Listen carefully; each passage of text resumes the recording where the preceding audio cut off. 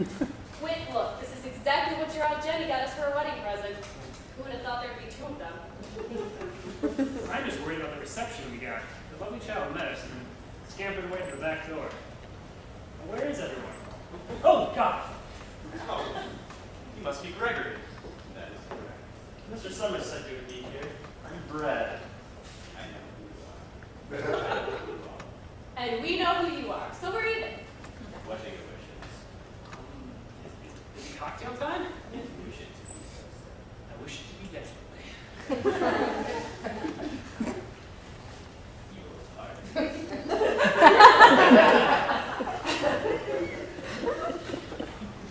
That's a creepy one, isn't it?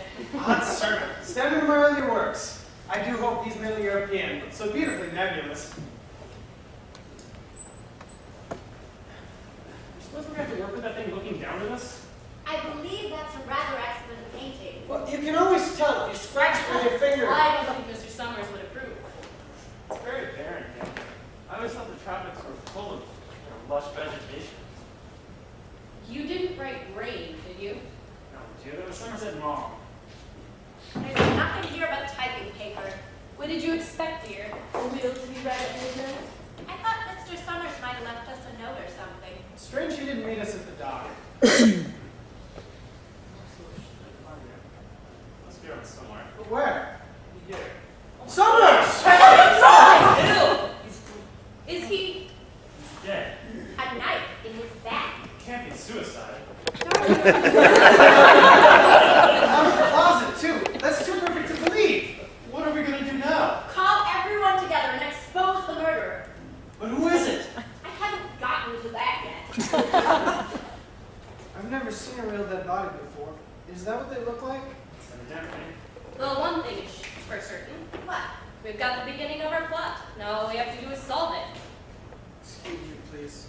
I think I'm going to be sick.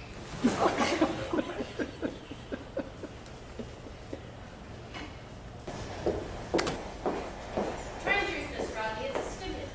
I know what it is. I've written these stories too, you know. Have we come into focus yet, Rodney? I can see you all quite clearly now. Well, that's a good sign. You know, this is the first time I've ever fainted. Have some more. What does it feel like, Rodney? I always describe it as if the hero feels the rooms going round and round, and then he falls down a dark tunnel. Well, you're wrong. I felt sick and I woke up on the floor. 5-star. Another brandy, Gregory. Yes. Shall we try sitting up now? Just like all nurses. I'm a me, not a we. You are not sick. And yes, I'll try sitting up. You're just cranky because you're embarrassed. Oh, I'm not cranky. Where's Whitney and the Benedict fellow? They took poor Mr. Summers upstairs. It appears the East Room has a delightful view of the ocean. Does it have twin beds, dear? You're not planning on moving in, are you? There's bound to be another, you know. Another murder? Did you ever write a book with only one corpse? Good Lord, you're right. At least one in the beginning to get the reader's attention, and then another towards the end. Quickly, Gregory. Yes. Come on, Rodney, up you get. You can't sit there all evening. There's work to do. Oh, terrible story. The sight of that knife sticking out of Summer's back. Oh, poppycock, you've used knives dozens of times. Well, it's one thing to describe a knife protruding between shoulder blades and the blood trickling down, but when you actually see it, oh, here I go again. Easy on it, Rodney. Thank you. Where's the brandy? There's bound to be brandy. There's always brandy. Brandy? 5-star, darling. Gregory? Yes. Summers looks very peaceful. It's just lying there. He looks exactly as if... Oh, for God's sake. What? I was going to say he looks exactly as if he were sleeping. I stopped writing lines like that at NYU. Carrying him upstairs now is very interesting. I couldn't be more pleased. Seriously. There's a character looking around bodies as if they were toothpicks. It was damn heavy. Perhaps you're not very strong. I tell you, he was a dead weight. This is... If you'd carried him upstairs, you'd know he was. I'm sorry I wasn't able to help. Again, I'm younger than you are. I don't think it's necessary to point that out. You removed the knife, of course. Yes. Oh, I'm going to remember it. It was like taking a knife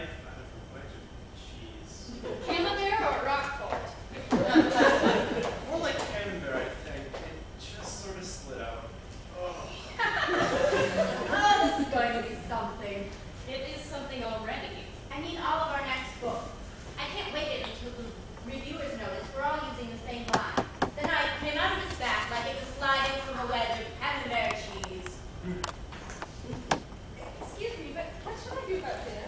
What did you have in mind? Serve it or freeze it. You're not in front of my TVs now, are you? No. Isn't anyone going to do anything? There's no need to be shrill. Do anything about what, dear? Mr. Summers! He's in the east room overlooking the ocean. But he's dead! We know that. Murder! Are you going to sit there? Jane, you must control yourself. Oh, very good, Gregory. When the ingenue bursts into hysteria, someone always has to say, you must control yourself. You're right. Sorry, but you're all sitting around and doing nothing. Shouldn't someone call the police? Impossible, isn't it? Out of the question. You're very naive. Jane, Yes, but what's the name about calling the police? Isn't that what they're there for? We can't call them. Why not?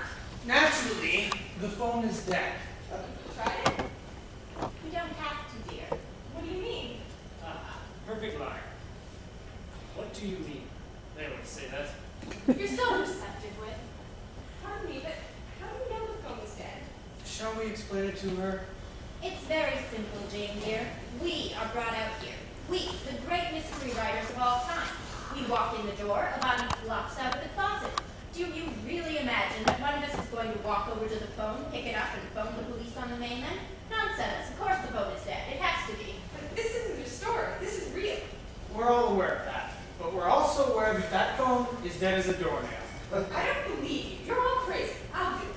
I cherish naivete. It's so rare. Lost it at 2.5. And wouldn't you love to know who would? Hello? Hello? The phone is dead. Now that we've wasted 10 lines of dialogue, let's get on with it. Any suggestions? I don't suppose anybody has a pencil radio. I don't even have a pencil. My books would just take up the pencil, raise the antenna, and talk with the CIA or somebody. Which might be why your books aren't selling too well anymore. They did a hell of a lot better than yours did last year. I'll have you know that my books are selling quite well. Please, Very much. please. We must not bicker. We all have respect for one another. Remember? Yes, of course. I'm sorry, Miss Maxwell. I've always bowed to you and your flowers. Thank you. And I've always thought your ingenious devices were marvels. Thank you. Fantasies, but marvels. They do have pencil radios. Perhaps they do, but it's cheating having all those gadgets. Well, now that we've ascertained that none of us has a pencil radio, or a ray gun, or a laser beam, and that Mr. Benedict isn't going to self-destruct in 5 seconds, what are we going to do? Drink? You two certainly do stay in character. We tried to. Well, I suggest we have some food before you get soused. That sounds a trifle vulgar. I agree wholeheartedly. Jane, perhaps you could make us some small sandwiches. There must be something in that kitchen you can slap between 2 pieces of bread just to tide us over. Yes, Miss Maxwell. I hope she isn't going to try slapping caviar. Sounds mushy. I think this kitchen is definitely salami. I don't think they have any cottage cheese. That club would probably eat a raw steak off. I'd like to pair some cocktail if you wish. Gregory, do all butlers eavesdrop? You know what's not. Touche. Perfect. With a bottle of Bombay gin. It's in that initial leather case, my luggage. I've already brought you the offer luggage and taken the liberty of placing the Bombay gin in the pantry. We only have to do this. Gregory, you are a true gentleman's gentleman. Thank you, sir.